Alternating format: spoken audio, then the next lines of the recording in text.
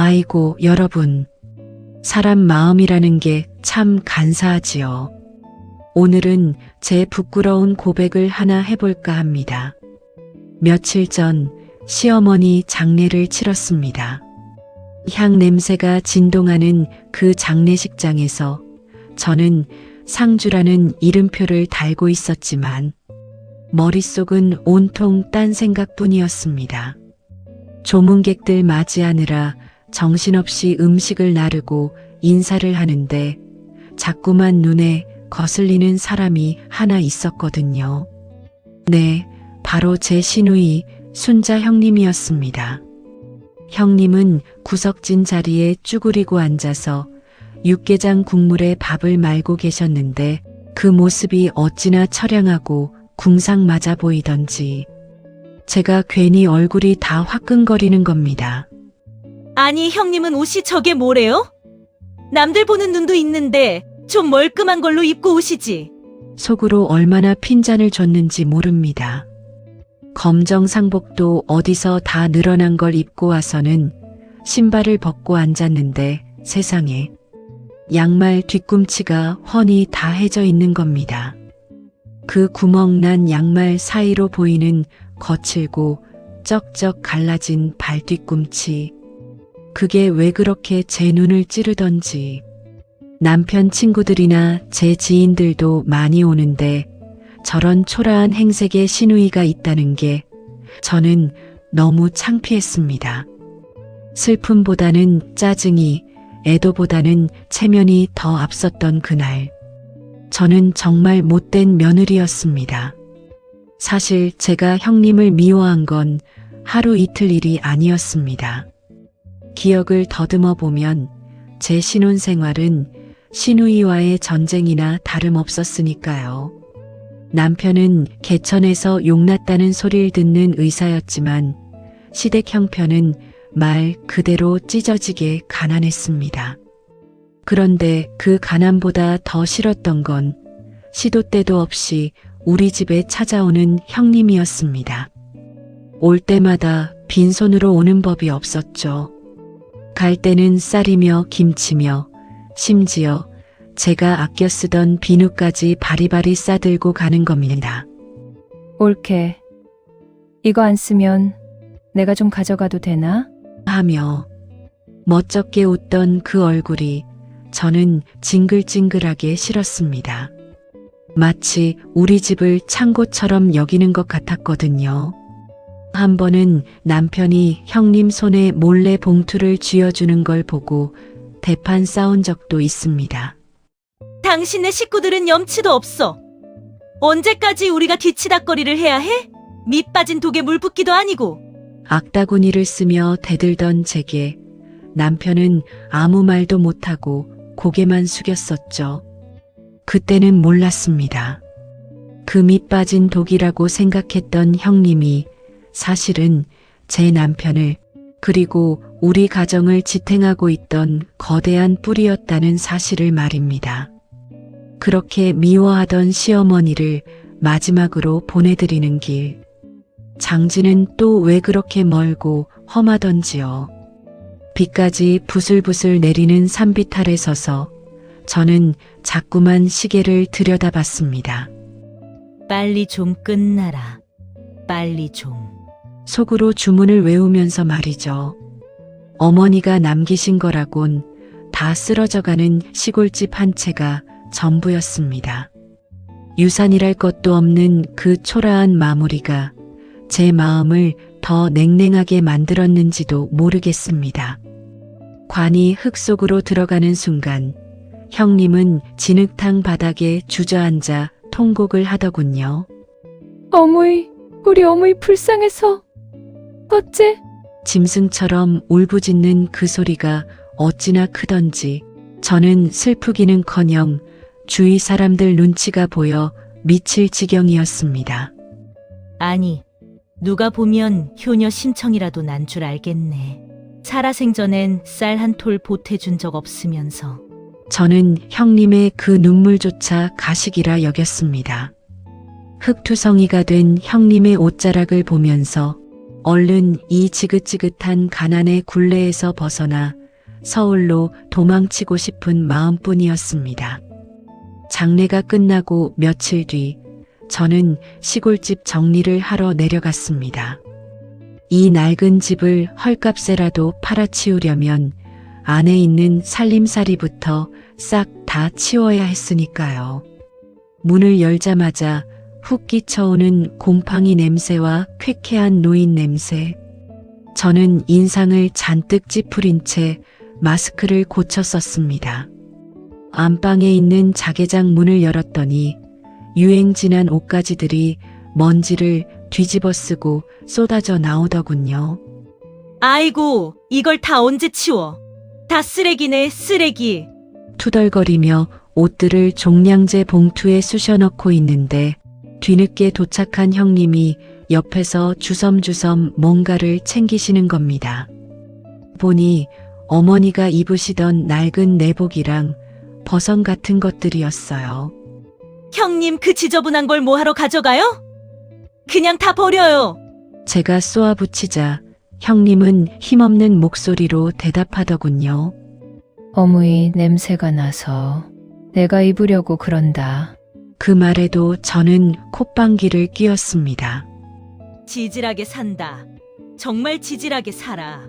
그때까지만 해도 저는 제 자신이 얼마나 오만한지 꿈에도 몰랐습니다. 옷가지들을 대충 정리하고 장롱 깊숙한 곳에 있는 서랍을 열었습니다. 혹시나 정말 만에 하나라도 어머니가 숨겨둔 금가락지나 폐물이라도 있을까 싶어서 말이죠. 서랍 안쪽 깊은 구석에 손을 넣어 더듬거리는데 손끝에 뭔가 묵직한 게 잡혔습니다. 심장이 쿵 하고 내려앉더군요. 꺼내보니 누렇게 변색된 신문지에 꽁꽁 싸매져 있는 뭉치였습니다. 설마 땅 문서? 아니면 금덩이? 제 손이 얼마나 떨렸는지 모릅니다.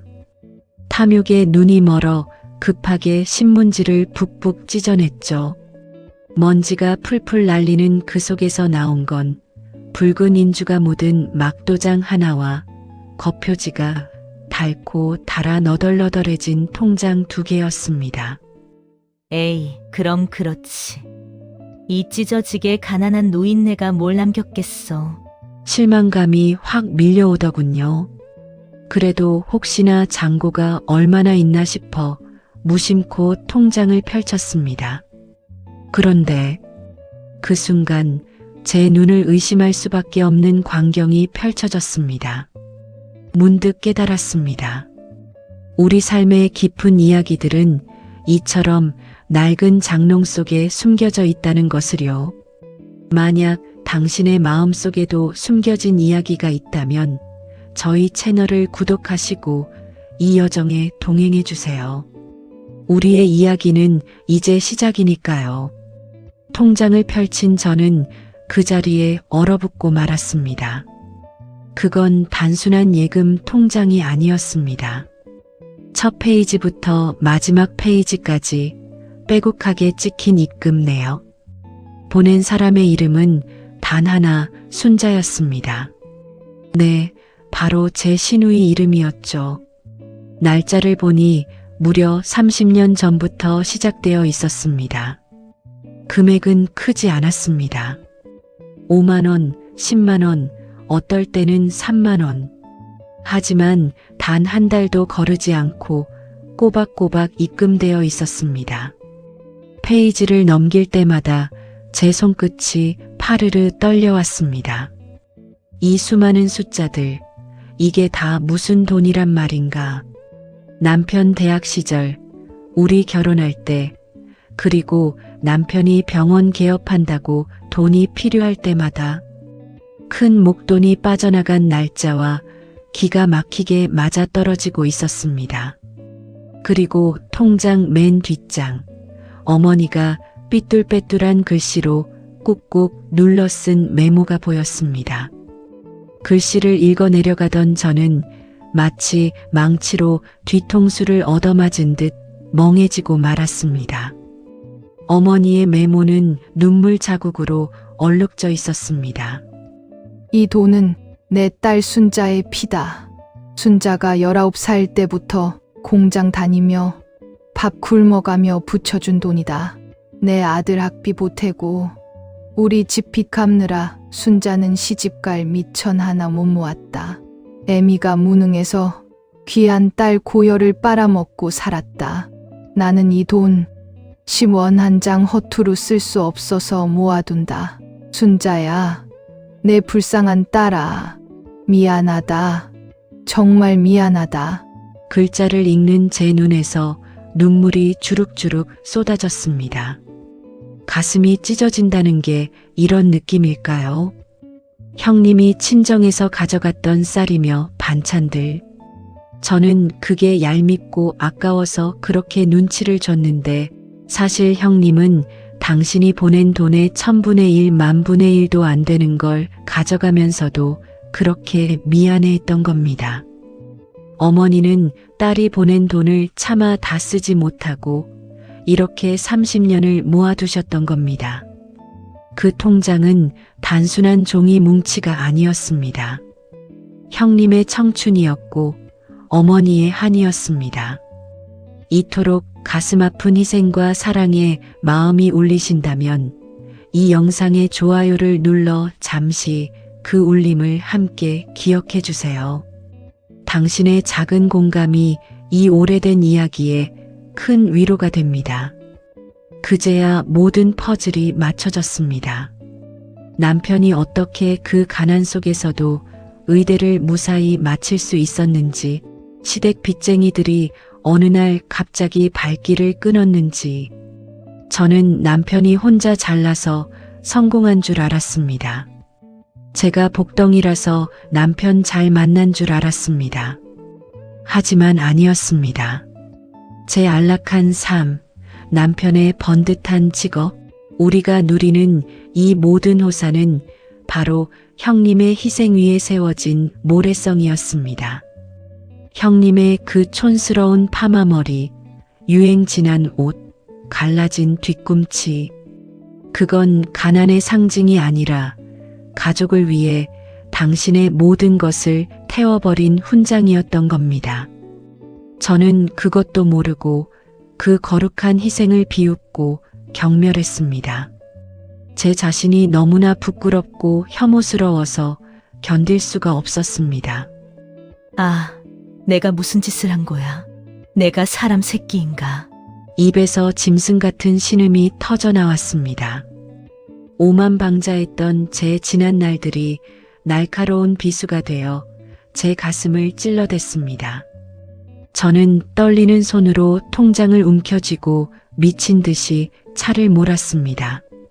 내비게이션에 형님 댁 주소를 찍으니 서울 외곽의 달동네가 나오더군요. 가파른 언덕길을 오르고 또 올라 차도 들어가지 못하는 좁은 골목길 앞에 차를 세웠습니다. 숨이 턱턱 막히는 그 언덕길을 뛰어 올라가며 저는 수없이 넘어질 뻔했습니다. 녹슨 대문, 페인트 칠이 벗겨진 담벼락. 형님은 이런 곳에 살고 계셨습니다. 동생을 의사 만들고 올케인 저를 사모님 소리 듣게 해주느라 정작 당신은 평생을 이런 곰팡이 핀 단칸방에서 사셨던 겁니다. 열린 방문 틈으로 형님의 모습이 보였습니다. 냉골 같은 방바닥에 앉아 어머니 영정 사진을 닦으며 혼자 훌쩍이고 계시더군요. 그 굽은 등, 작아진 어깨를 보는 순간 저는 다리에 힘이 풀려 그 자리에 주저앉고 말았습니다. 저는 기어이 방 안으로 들어가 형님 앞에 무릎을 꿇었습니다. 형님이 놀란 눈으로 저를 쳐다보시더군요. 올케가 여긴 웬일이야? 그 말에 저는 참았던 오열을 터뜨렸습니다. 형님, 제가 죽을 죄를 지었어요. 이 귀한 돈을, 형님 피 같은 돈을, 제가 그것도 모르고. 저는 통장을 형님 무릎 위에 올려놓고 엉엉 울었습니다. 제 눈물에 바닥이 흥건해질 정도로요. 형님은 멍하니 통장을 보시더니 이내 제 어깨를 감싸 안아주셨습니다. 아이다, 울지 마라. 다 지난 일이다. 내 동생 잘 살면 그걸로 됐다. 우리 올케 마음고생 많았네.